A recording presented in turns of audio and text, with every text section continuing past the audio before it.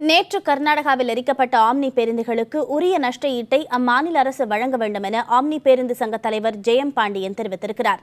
இந்த சம்பவத்திற்கு கர்நாடக அரசே முழு பொறுப்பேற்க வேண்டும் எனவும் அவர் கூறினார். இதுக்கு முழுக்க கர்நாடக அரசு தான் இதுக்கு பொறுப்பேற்க வேண்டும். கர்நாடக அரசு எங்களுடைய ஆம்னி பேருந்துகளுக்கு உரிய இழப்பீடு வழங்க வேண்டும் அப்படிங்கிற கோரிக்கையை வச்சிருக்கோம். அதில் வன்முறை பதிலாகாது.